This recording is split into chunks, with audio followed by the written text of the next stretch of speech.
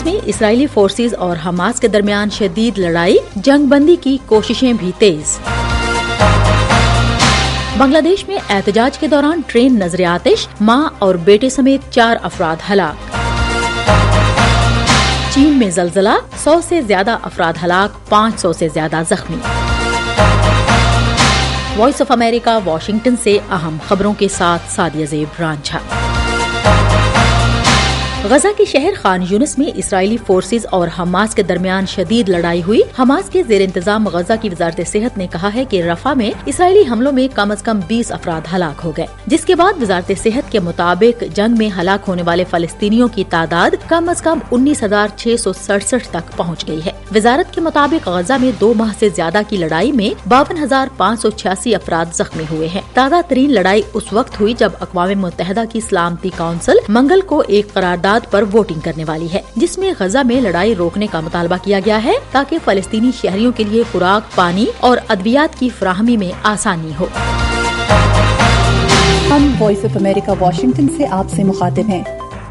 بنگلہ دیش میں حکومت مخالف احتجاج شدت اختیار کرتا جا رہا ہے۔ مظاہرین نے منگل کو ایک ٹرین کو نظر آتش کر دیا، جس کے نتیجے میں ایک ماں اور بچے سمیت 4 افراد ہلاک ہو گئے۔ بنگلہ دیش میں اپوزیشن جماعتوں نے ملک گیر ہڑتال کی کال دی ہے۔ اپوزیشن کا مطالبہ ہے کہ آئندہ ماہ کے آغاز میں عام انتخابات سے قبل موجودہ حکومت مستعفی ہو اور نگران حکومت انتخابات کا انعقاد کرے۔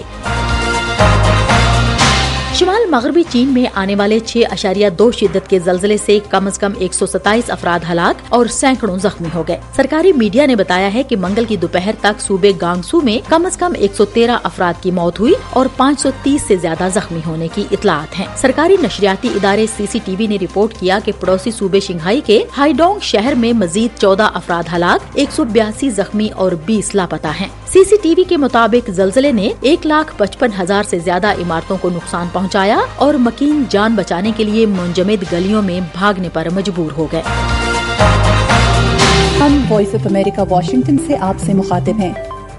بحیرہ احمر میں بحری جہازوں پر یمن کے حوثی گروپ کے حملے نہر سوئز سے بچنے کے لیے مال بردار کمپنیوں کو راستہ بدلنے پر مجبور کر رہے ہیں۔ یہ صورتحال امریکہ اور اس کے اتحادیوں کو جنوبی بحیرہ احمر اور خلیج عدن میں مشترکہ گشت کرنے اور ایک کثیر قومی آپریشن شروع کرنے کا باعث بنی ہے۔ دوسری جانب حوثی باغیوں نے کہا ہے کہ وہ امریکہ کی جانب سے اس نئی بحری حفاظتی فورس کے اعلان کے باوجود بحیرہ احمر میں جہازوں پر حملے نہیں روکیں گے۔ ایکس پر ایک پوسٹ میں گروپ کے ایک سینئر اہلکار محمد الجنتی نے کہا کہ اگر امریکہ پوری دنیا کو متحرک کرنے میں بھی کامیاب ہو جاتا ہے تو بھی ہم فوجی کارروائیاں نہیں روکیں گے۔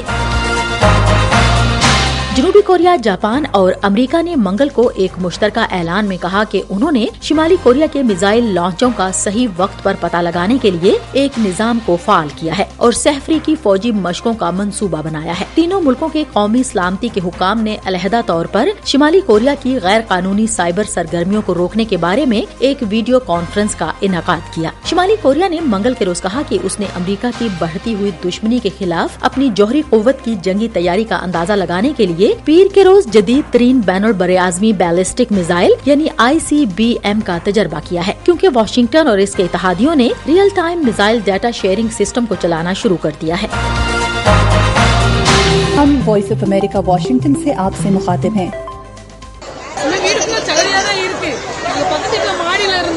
اور بھارت کی جنوبی ریاست تامل ناڈو کے کئی حصوں کو شدید بارش نے مفلوج کر دیا، سڑکیں زیر آب آ گئیں اور ٹرین سروس متاثر ہوئی۔ حکام پھنسے ہوئے لوگوں کو بچانے کے لیے مسلسل جدوجہد کر رہی ہے۔ تامل ناڈو میں اتوار سے بارش جاری ہے، تاہم محکمہ موسمیات نے منگل کو مزید بارش کی پیش گوئی کی ہے۔ مقامی میڈیا نے بارش سے متعلق سیلاب اور حادثات میں کم از کم 5 افراد کی موت کی اطلاع دی ہے۔ Chief minister M.K. اسٹالن نے ایک میڈیا بریفنگ میں کہا کہ ریاست کے 12,653 لوگوں کو 141 ریلیف کیمپوں میں خوراک، پانی، ادویات اور ضروری اشیاء فراہم کی گئی ہیں اور ہیلی کاپٹر کے ذریعے انہیں کھانا بھی تقسیم کیا جا رہا ہے۔